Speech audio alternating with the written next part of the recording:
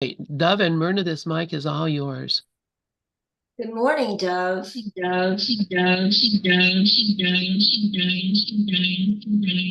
What's going on? There's an echo. Oh, okay. Can you hear me? Hello? Yes, we can hear you. Somebody Okay, just Dove. had Pal Talk on. That was Oh, what the echo was, but yes, Okay, we do hear no you. more echo. no more echo. Okay, you're the only echo I want to hear, All Dove. right. Good morning. Good morning. Thank you so much, Regis, for playing Lenny Rose and uh, Miss Cher Murphy, who was a really good friend of Lenny. Lenny stayed with Cher Murphy and her husband in Dallas, Texas, probably for about a month or so before he moved on.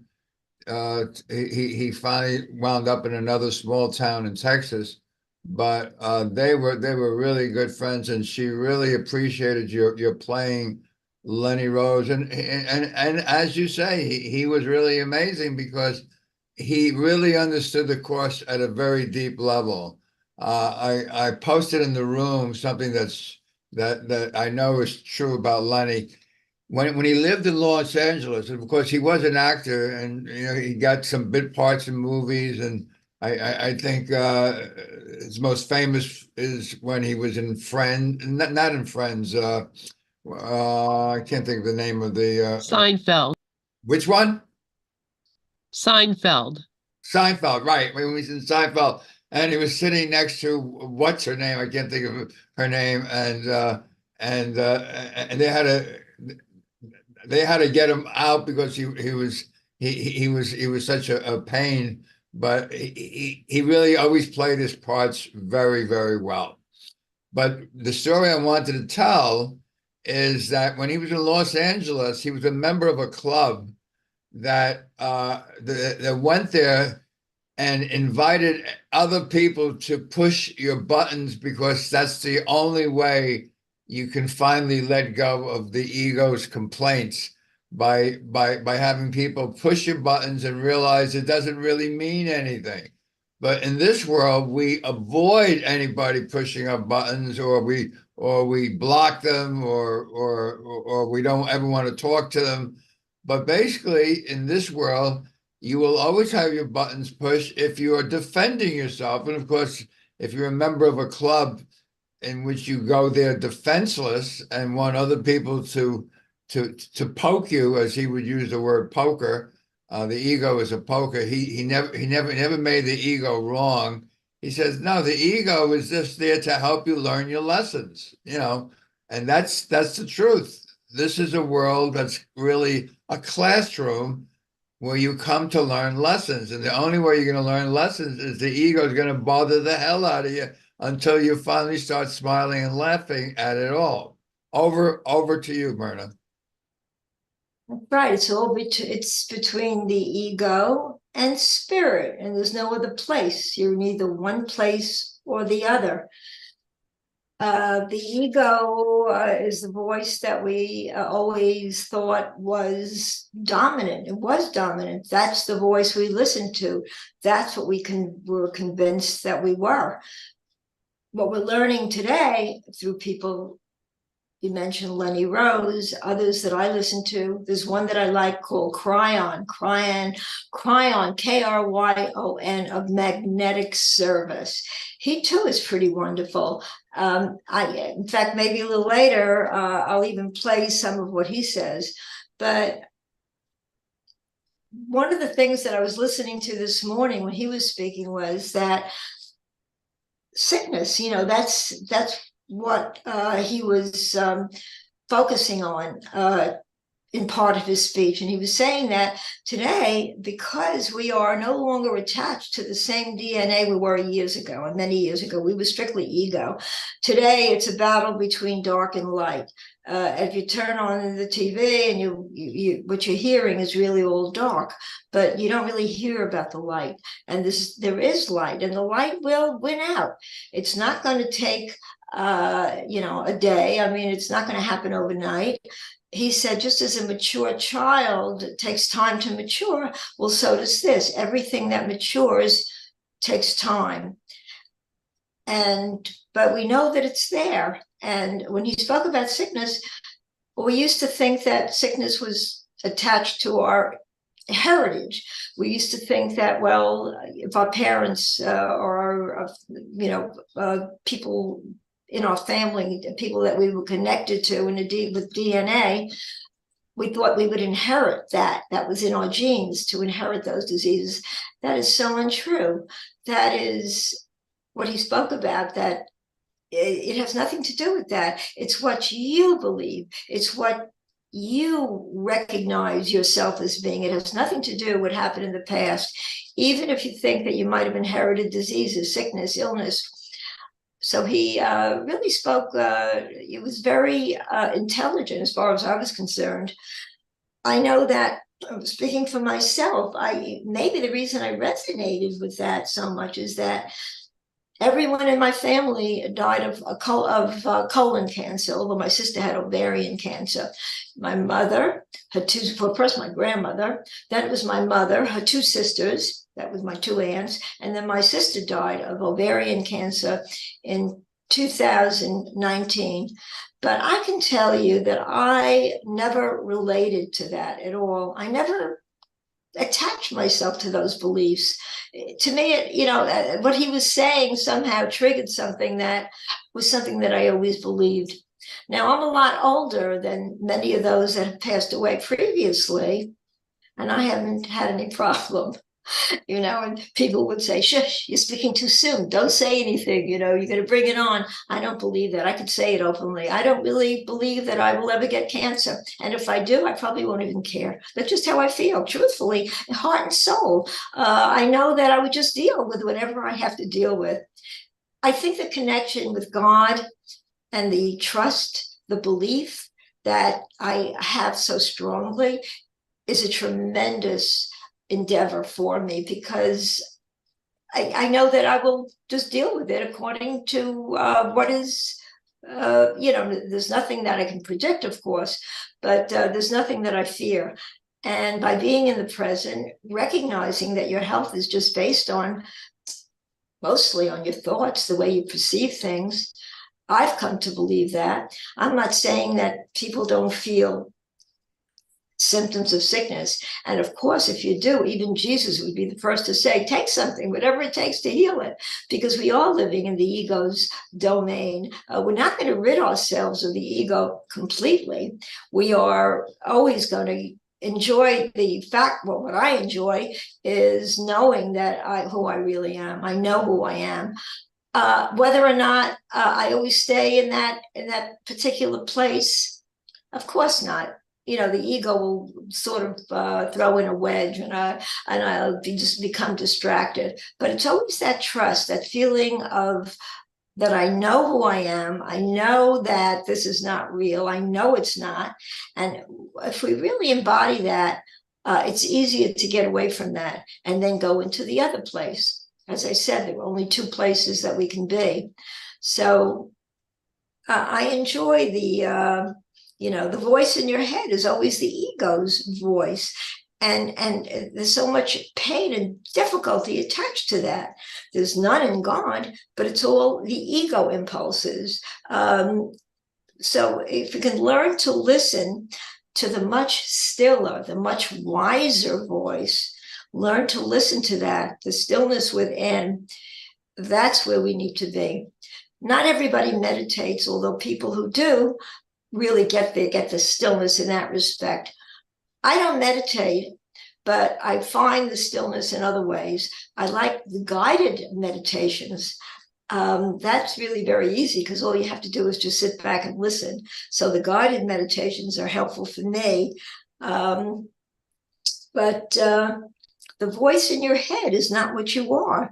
And this is obvious for those of us that have changed our consciousness and realize that, we're unfolding really into the perfection of who we are, which is the perfection of our soul. And all we can be is the best we can be at the moment.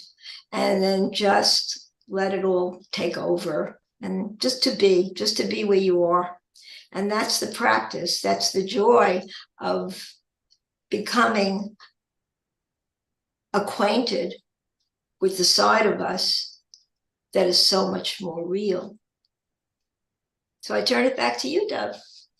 All right. That was very clear, very beautiful sharing. Yeah, everything you said was perfectly right on.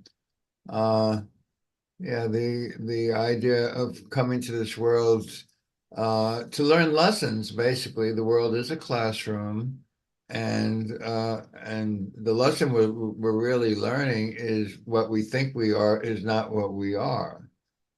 So the way we got here is we denied the truth, and the way that we leave this world and not believe in it anymore is to deny this denial. We have already denied the truth. Now we're asked to deny the denial, and to deny the denial is really a happy experience. One of the lines in the course from lesson 44, which I did put in the chat, it says, "Salvation is your happiest accomplishment." And then it goes on to say, it's also the only one, and whenever he uses the word only, you want to listen, it's the only one that has any meaning to you, because it's the only one that has any real use to you at all. Nothing in this world really means anything. He tells you that in lesson number 1. And lesson 2, he says, well, just in case you think it means something, guess what? You're caught up in your own trap. You give meaning to the meaningless. But he's on the same theme over and over. But this lesson 44 says it so well, that salvation, and remember, only salvation can be said to cure. That's from lesson 140. Only salvation can be said to cure.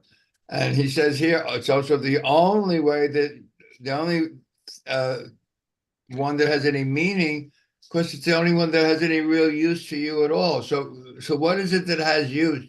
Is to let go of everything that we believe, that we think is true, and say, is there another way of seeing it? I saw Regis put on the board today, probably the most powerful lesson of all, from lesson 28. Well, he uses it in 20, 21, 27, 28.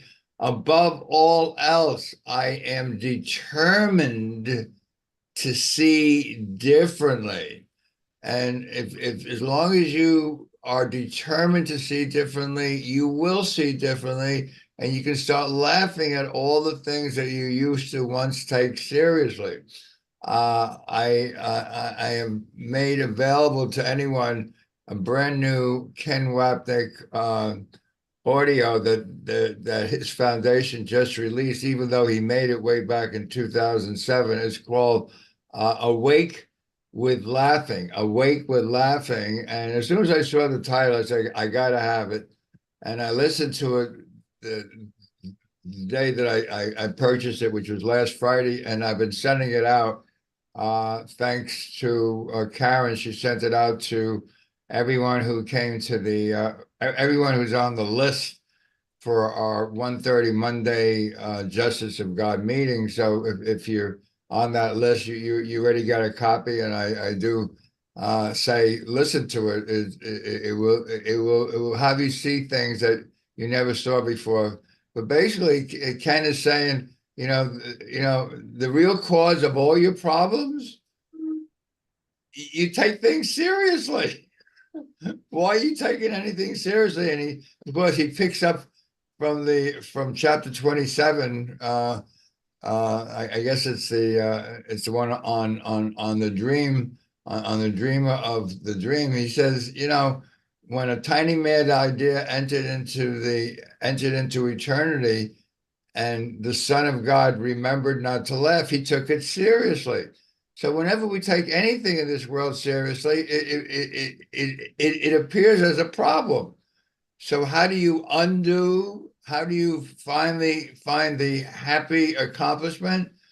You stop believing in the things of this world, and you start to smile at them, and you start to laugh and say, I used to take this thing seriously.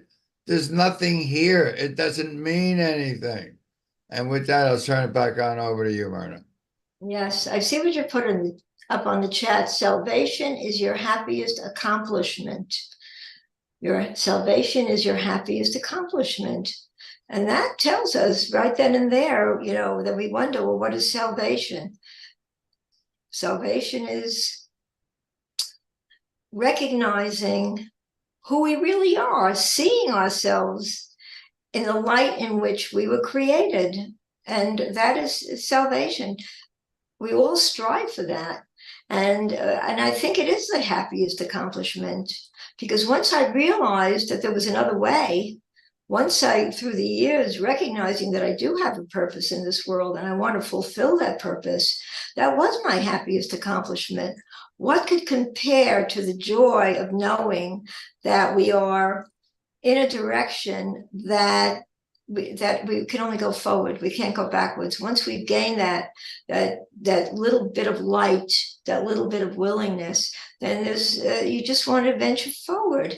And you know, the ego will throw a lot of obstacles in the way, of course, you know, and that can be confusing, especially when you start learning the Course in Miracles. Because when I first picked up the Course in Miracles, I thought, okay, all my problems are gone. Nothing is ever going to happen. There can be any more wars. I am changing the world because I'm happy and I feel love. And so the confusing part was, well, yeah, I am seeing the things that I really thought were now in the past, that they weren't here to plague the world anymore. I was changing the world with my thoughts. And for a while, it looked like it was happening. But of course, you know, the process, it doesn't work that way. The process is that we have to forget about the world, forget about what we think is real.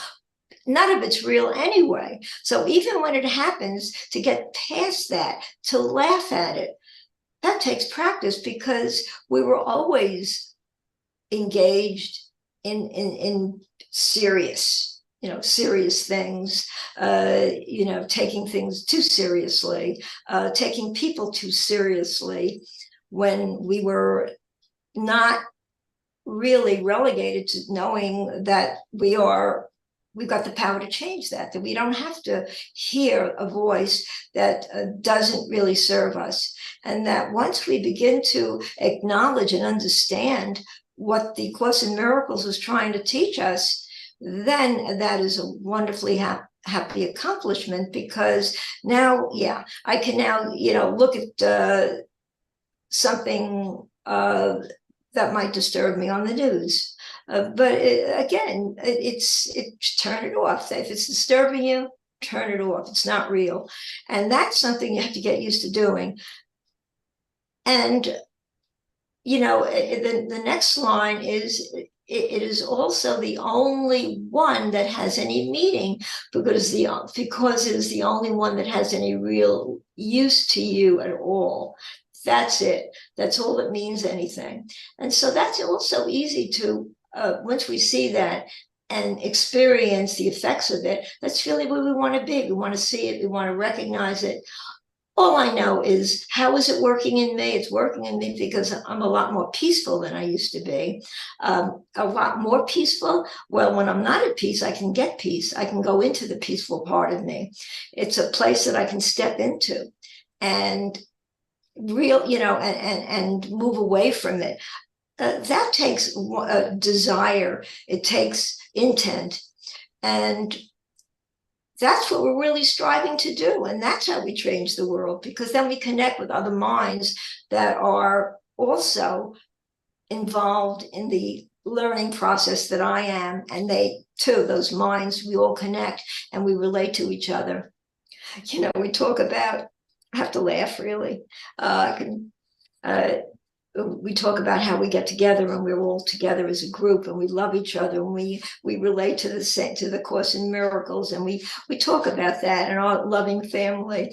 And I started laughing the other day because, I don't know, did you grow up with I Love Lucy? I loved I I mean, I love Lucy. Do you remember the Friends of the Friendless? Even back then, she's upset because nobody remembers her birthday, and she goes into the park and she sulks. And here's a little marching band that comes along with a big sign, "We are friends of the friendless." Yes, we are. And that's what I was thinking of. It's kind of funny, isn't it? Friends.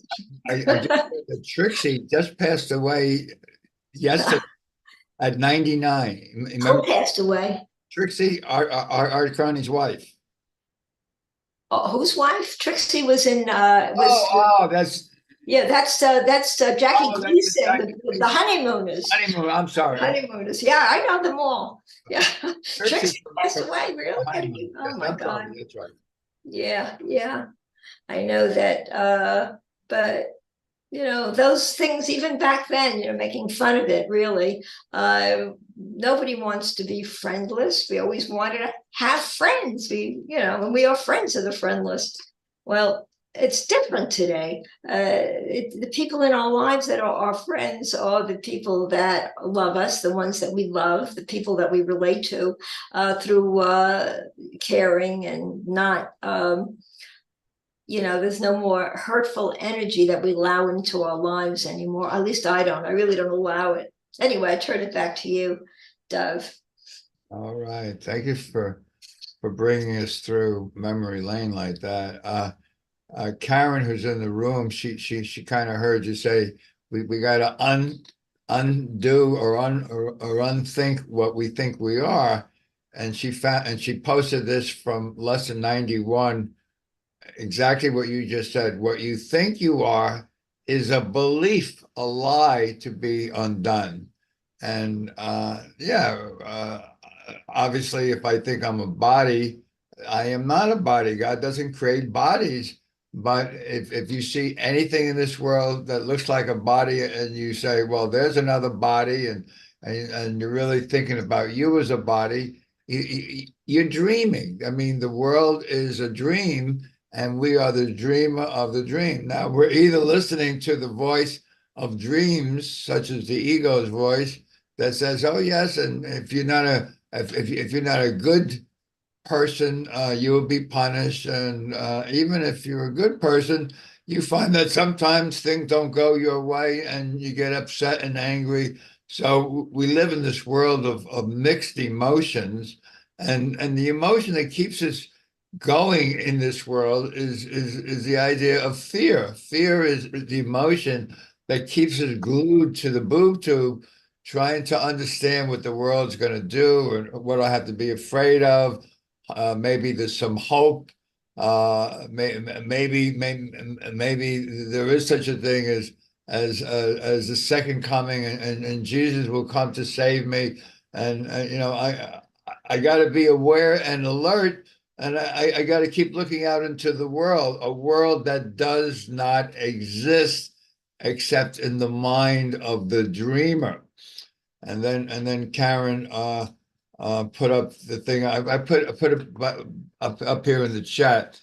Making it real means making it serious. So as long as I think the world is real, and I'm looking for an answer in an unreal world, I'm really a prisoner of my own mind. I think it's going on out in the world, and thanks to my cell phone and my boob tube and all the things that give me access to the outer world, I know what's going on out there. But there's nothing going on out there. There's no out there.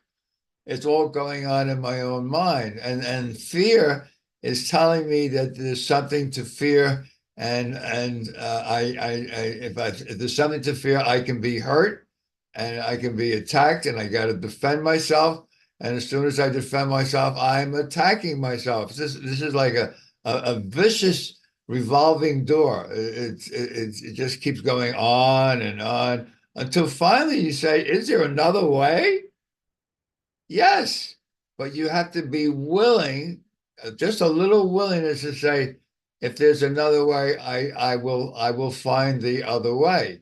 So it's our willingness to say, yes, let me see another way of looking at the same thing. And in the Course of Miracles, forgiveness is the other way. Forgiveness says that what I think happened didn't really happen. I'm doing this to myself. I'm the dreamer of my own dream, doing it to myself. There's nobody out there doing it to me. There's no victimizers. I'm not a victim. I'm a dreamer. And basically, that's what this course is about. Waking up, laughing at your own dream. Over to you, Myrna. Yes, it's a matter of, as you say, waking up, recognizing that we're here to forgive. That's what we have to learn. That's above all. Once we can forgive even one person that we hold something against, if we can truly forgive, then we forgive everybody. It just becomes easy. So it's that one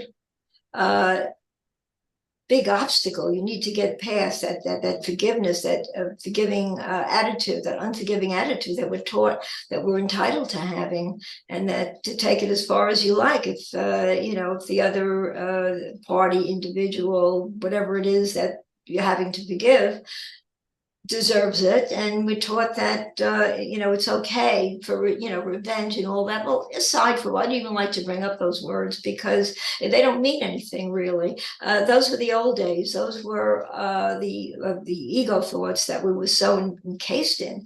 And you mentioned forgiveness, so that's a very important part of the Course in Miracles, because once you truly forgive, then there's nothing to hold on to, because what are we holding on to except anger? If we're not in that place, then and if we can forgive, then it releases all of that. So I believe that the Course in Miracles stresses that over and over again, with the understanding that that is the most necessary thing to do. I talk about Cryon, a magnetic service. I would like to play a little bit of what I listened to, and let's see. I don't know I always like what he says. I haven't heard. Listen to, if that's okay. Can I do that? Sure. Okay, listen to it. Let's see. A magnetic service. Can you hear it? Yep. The channeling over the years has indeed changed. And what has changed is the connection has become faster and clearer with more point. And that is not because my partner got better at it. It's because the energy of this planet supports it. And I will say again, for all of those who are continuing to expect doom, who believe that the dark side is winning, that the planet itself and all the things that are occurring on it that you cannot see are showing differently. I continue to tell you what I said since 1993, that this planet is evolving in a way that you don't expect. And that the shift that you are currently in is one that is going to take a while. Like every other positive, growing, mature thing does. And that you are going to grow very slowly into a maturity. And you're going to see signs of this. And it's going to be signs of what groups of people want, not necessarily what the leaders are going to give you. And slowly the leadership will change as well. For the leadership, which is mostly of seniors today that were literally trained in the old energy, will eventually shift those that have come through the shift and have a much better idea what the constituents want. And it will go like this: transparency, honesty, integrity, purpose, reason, and common sense. And it will not be what you're used to. And there are those who would say, this is not necessarily going to happen because that which we have seen in the past will always be what we've seen in the past because we've never seen it change. This is a paradigm shift. Why is it that humanity has decided all by itself that what has happened in the past will necessarily be the future of the planet? And the arguments are all the same. It never happened before, therefore it never will. It's a paradigm shift, isn't it? To say instead there is shift that has never been seen coming away. And we're starting to see it in so many interesting small ways that don't necessarily make it to CNN. We are starting to hear about things in that great place we call the internet. We're starting to see both commercial. Bowman was around 83 years old. He was retired. The bird showed what he was. Leadership of corporations. I'll stop it soon. And also that of other lands that are starting to find an awareness of togetherness and new ways of doing things. And there would be those who would say, well, they're upstarts, they're experiments that will never work because human nature won't allow it because they never worked before. And that's when you want to smile and say they never worked before because that was the old energy. If you were to go through school with this attitude, you'd still be in the 4th grade. You learned arithmetic and here came algebra. And you'd say, algebra is not possible because the old methods of arithmetic don't apply. Well, they do. They apply in a much more elegant way. You can see them differently. The concepts are different. Okay. The solutions. Okay. So you get an idea of what he's like. I do like listening to him because it's not necessarily, you know, we're not talking in terms of Course in Miracles, but it's all very much the same thing. The spirituality that we learn through the Course in Miracles applies to other teachings as well. We all end up in the same place, and that's what the goal is, that we all end up in the same place. Well, that's really what happens if we just learn our lessons through different teachings. We've chosen the Course in Miracles. And the Course in Miracles, well, says it like it is. It gives it to us. I think it's a faster way of getting there because it's really pretty much to the point.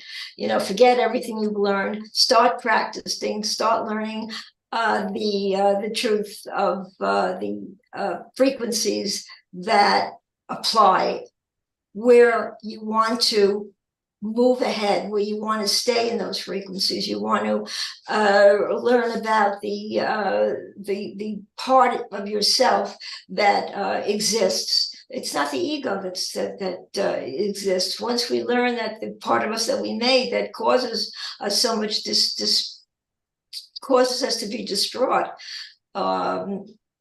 really does not need apply. We have power over that. We have power to change that.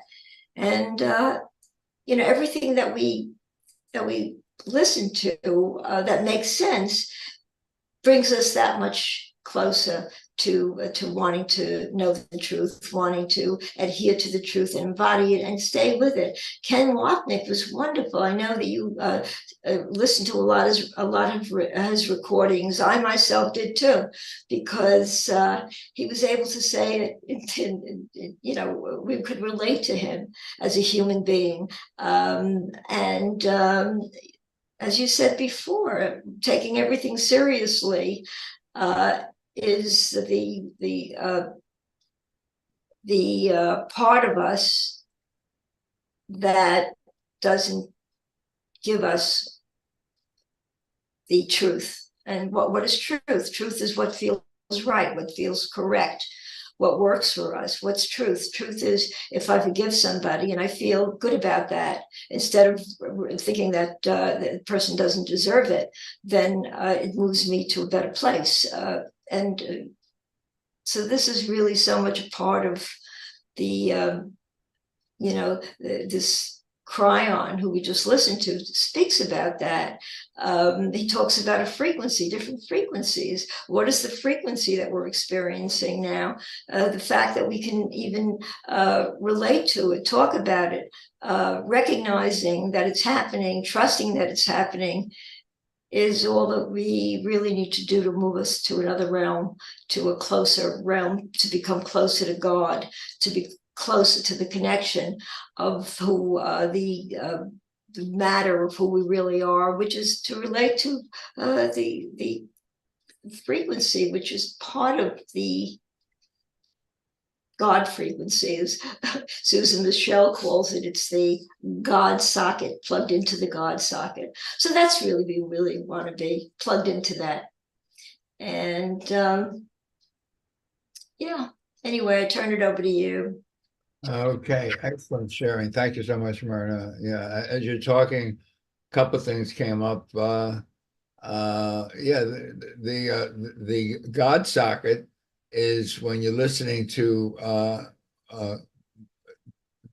the mind of God, which is what created us. So when it says in like lesson 191, I am the Holy Son of God himself, I'm certainly not this body that was born, lives, and dies. I am eternal. And as I put up on the board, God's will is his directive, and his directive is his will. And we think that his will and our will is two different wills.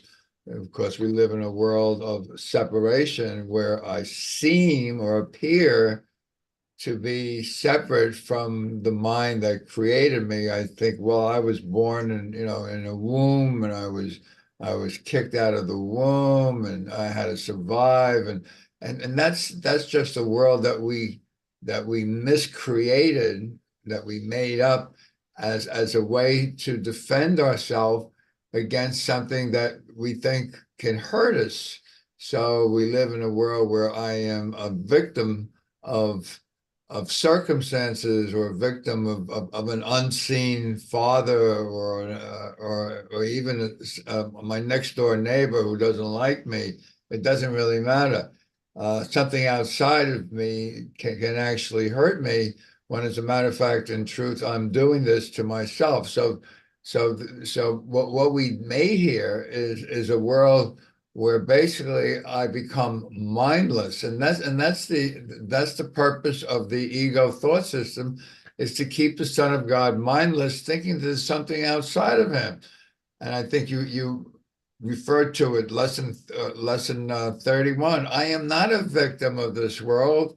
Lesson 32. I invented this world. I made it up so that I can blame somebody and not feel that I did something terrible.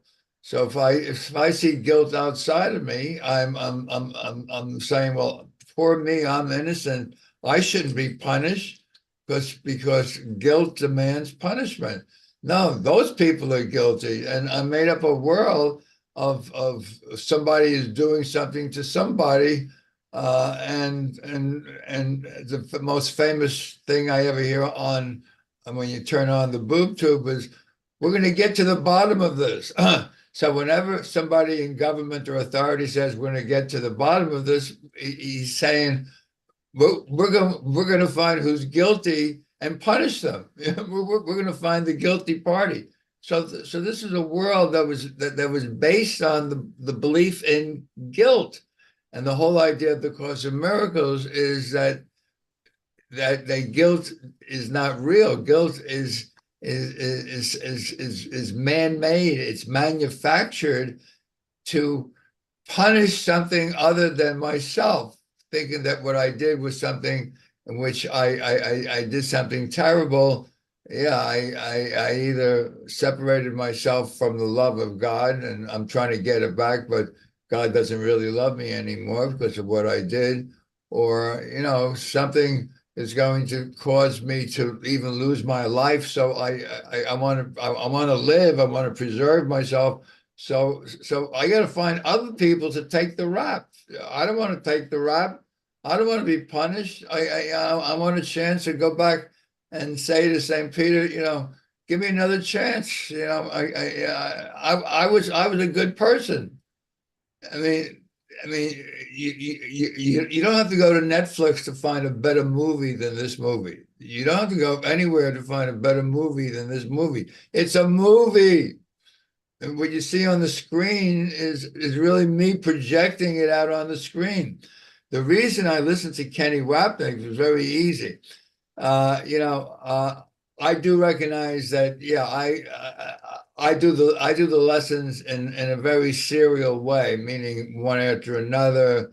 But there's something about Ken, and I sometimes even say that I think that Ken is really the voice that spoke to Helen in the first place. But I don't ask anyone to accept that.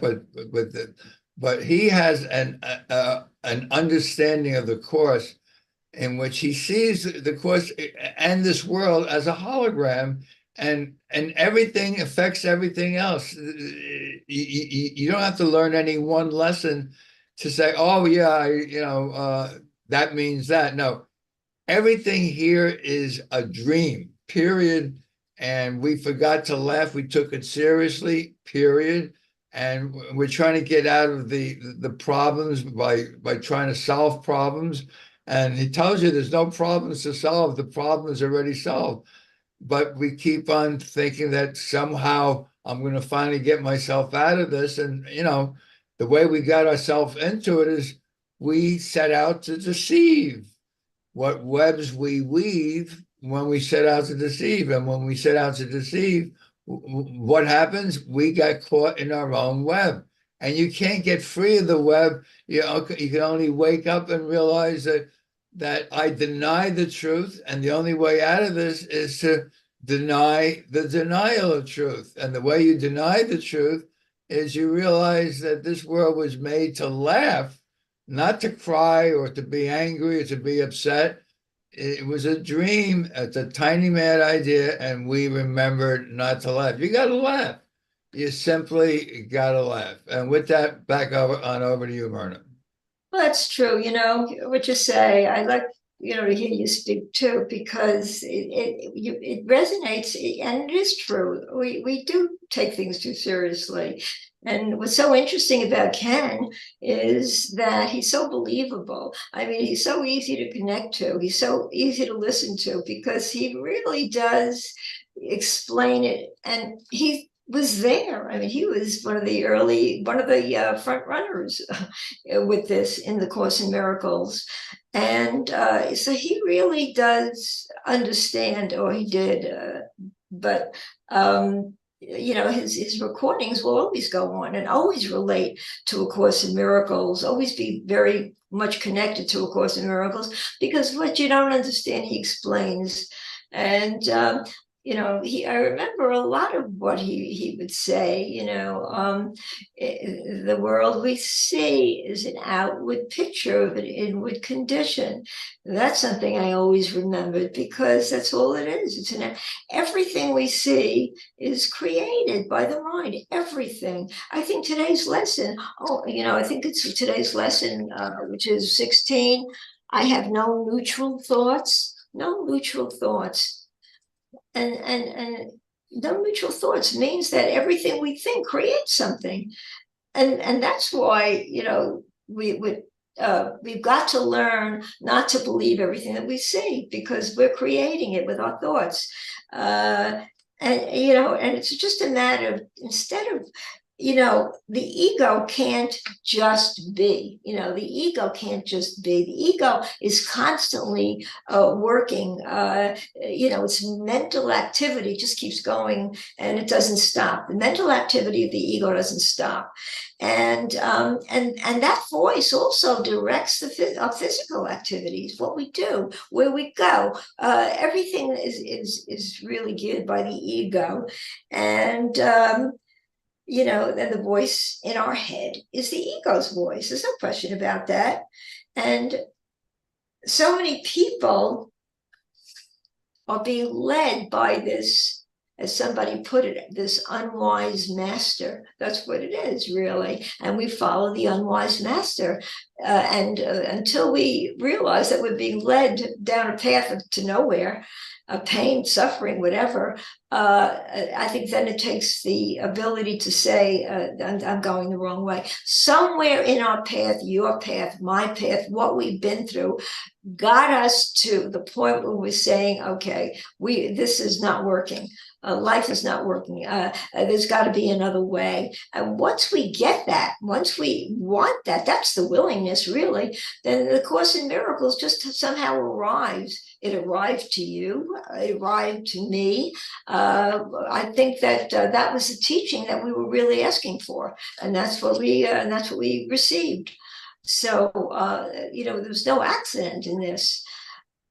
And the Course keeps telling us, the voice in your head is not what you are. It's not what we are.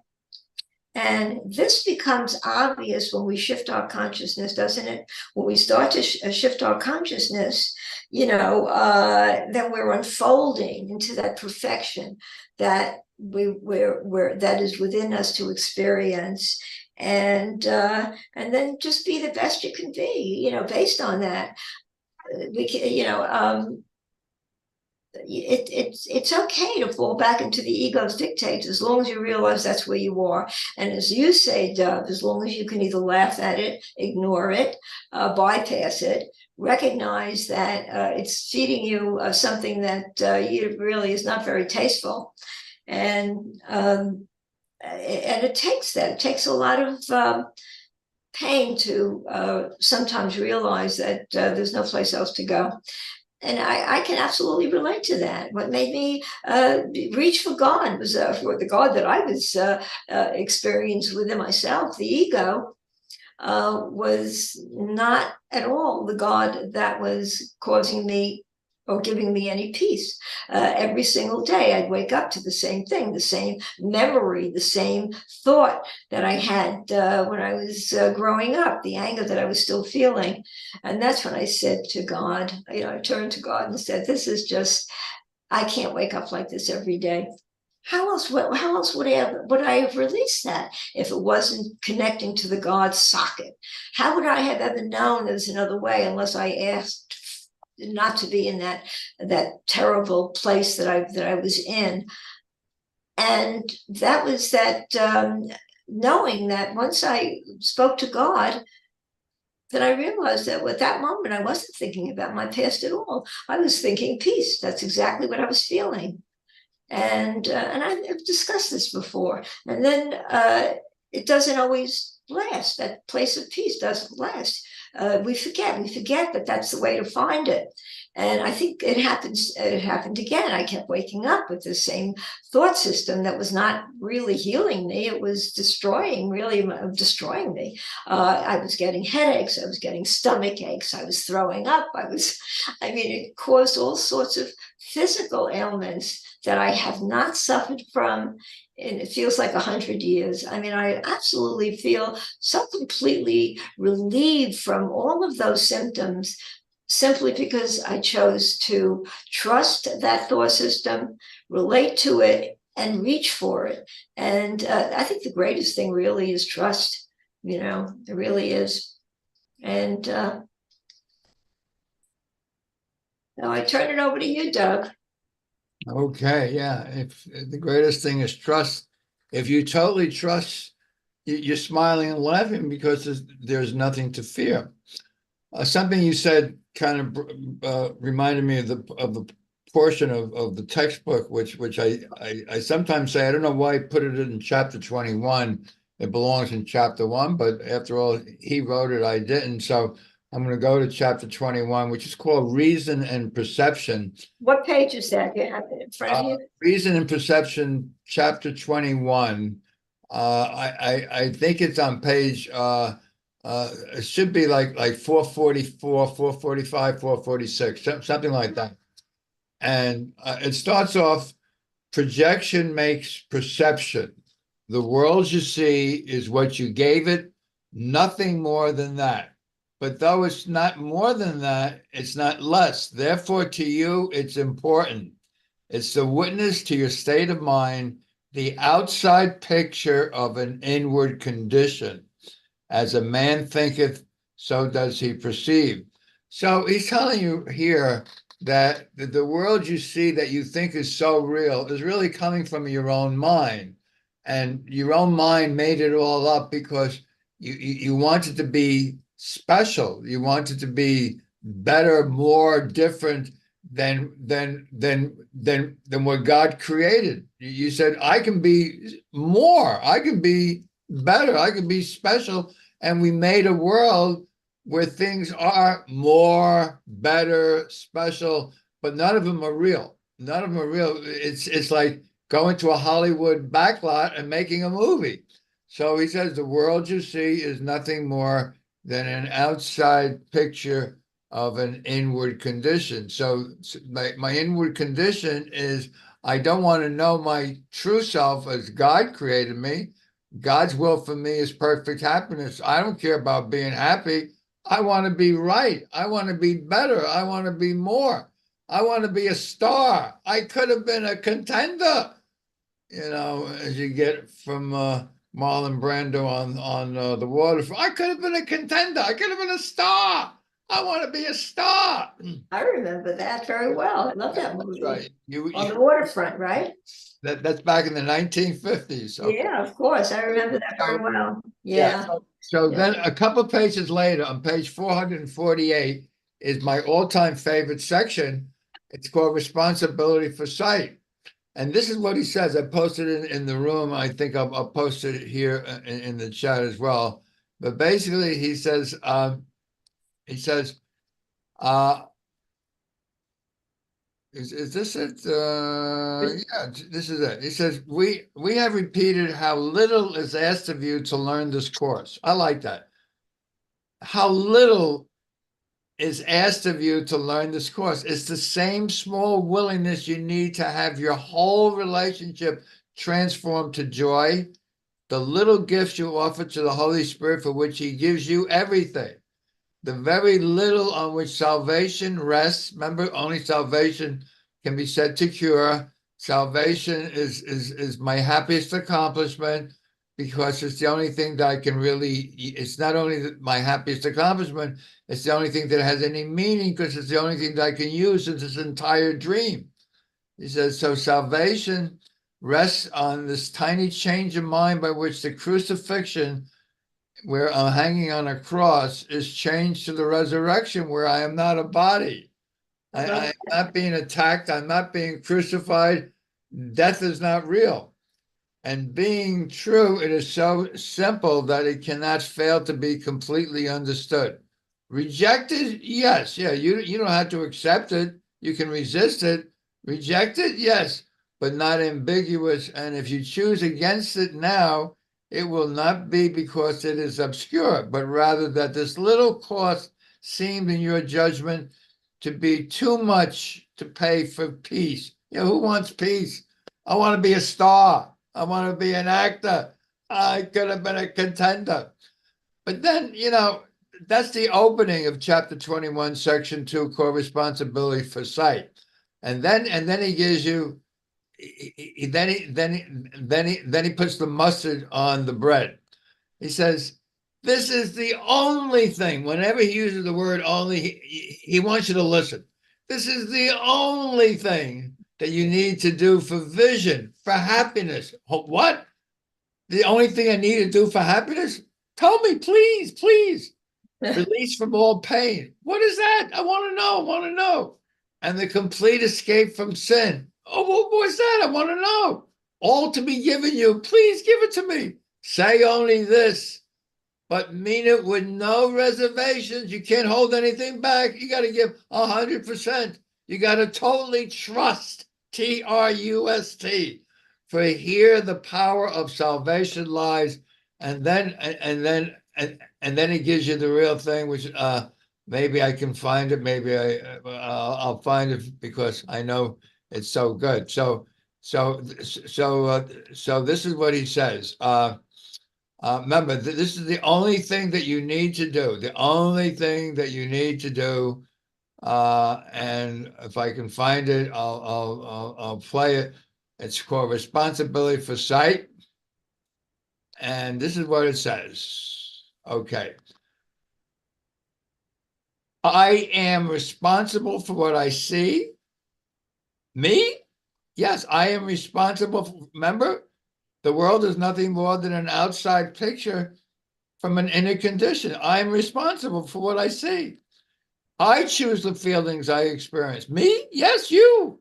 And I decide upon the goal I would achieve and everything. The key word here is everything. And everything that seems to happen to me, I have asked for and I have received exactly as I have asked. What? All those terrible things that happened to me, I asked for it? Are we laughing yet? I mean, I think that was Michelle Murphy's question to me. Are we laughing yet? Yeah, we're definitely laughing. I'm going to put that whole thing up.